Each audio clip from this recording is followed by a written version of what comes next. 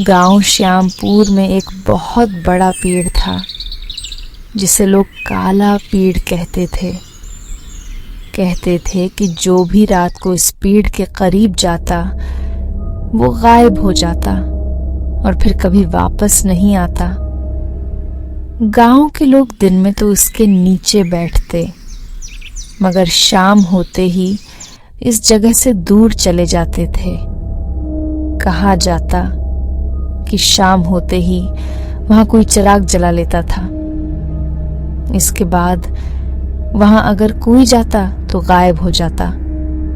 एक रोज की बात है, जब ऐसी बातें बहुत बढ़ने लगी तो गांव के 3 बहादुर बच्चे रहमत, कबीर और जुया इन बातों पर यकीन नहीं रखते थे।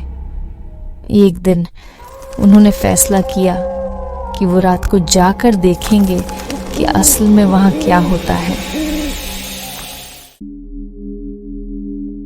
रात के 12 बजे तीनों बच्चे काला पेड़ के पास पहुंचे। हवा में एक अजीब सी खामोशी थी और कभी कभार उल्लू की आवाज सुनाई दे रही थी। रहमत ने कहा, ये तो आम दरख्त लग रही है। मगर जैसे ही कबीर ने दरख्त को छुआ, अचानक हवा तेज होने लगी और दरख्त की शाखें खुद ब खुद हिलने लगी। उन्होंने देखा कि दरख्त के तने पर किसी की सुर्ख आंखें चमक रही थीं, जैसे दरख्त में जान आ गई हो। अचानक एक चिराग नमूदार हुआ। ये तीनों खौफजदा हुए और इधर उधर देखने लगे। अचानक एक खौफनाक आवाज आई, तुम यहाँ क्यों आए हो? जुया खौफजदा हो गई। ये कौन बोल रहा है? दरख्त के अंदर से एक साया नमूदार हुआ जिसकी आंखें आग की तरह दहक रही थीं। साया बोला, तुम लोगों को पता नहीं, हम यहाँ से लोगों को गायब करते हैं, फिर भी तुम यहाँ आए। रहमत ने बोला, हम तो इस पेड़ का सच जानने आए थे। तो फिर साया ने उनसे बोला, ये दरख्त मेरा कैद खाना है।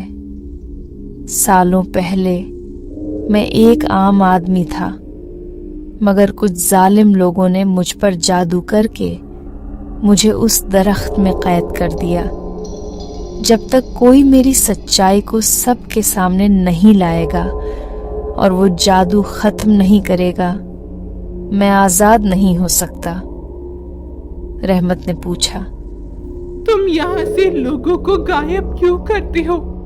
साया बोला, वो मेरे साथी लोगों को गायब करते हैं, इस डर से कि कहीं लोग मुझे फिर से नुकसान ना पहुंचाए। अभी वो यहाँ नहीं आए हैं, बस आते ही होंगे, ये देखो आगे। रहमत ने कहा, कहीं हमको भी ना गायब करे। साया बोला, नहीं नहीं, ये तुम लोगों को कुछ नहीं करेंगे। साया का साथी बोला, ये लोग कौन है? तो फिर साया ने उन्हें सब बताया। फिर रहमत ने कहा, हम तुम्हारी मदद कैसे कर सकते हैं? साया बोला, दरख्त के पीछे एक पुरानी खंडर है, वहां एक तावीज दफन है। अगर तुम वो तावीज निकालकर बहते पानी में बहा दो तो जादू खत्म हो जाएगा। मगर उस खंडर में बहुत सी आत्माएं हैं, कहीं वो तुमको नुकसान न पहुंचाए। बच्चे जल्दी से दरख्त के पीछे उस खंडर में गए। उस खंडर में गए और जमीन खोदने लगे। कुछ ही देर में उन्हें एक पुराना तावीज मिला। जैसे ही उन्होंने वो तावीज लिया, जो स्याह रंग का था, और उससे एक अजीब सी रोशनी निकल रही थी। तो हवा तेज होने लगी। अचानक पेड़ की जड़ें हरकत करने लगीं, जैसे वो बच्चों को रोकना चाहती हूँ, मगर तीनों हिम्मत करके दौड़ने लगे।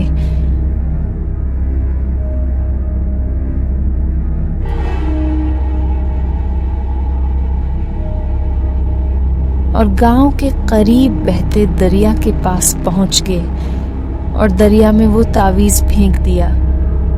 जैसे ही तावीज पानी में गया, एक जोरदार आवाज आई, दरख्त की शाखें कांपने लगें और अचानक वो साया रोशनी में तब्दील होकर आसमान में गायब हो गया।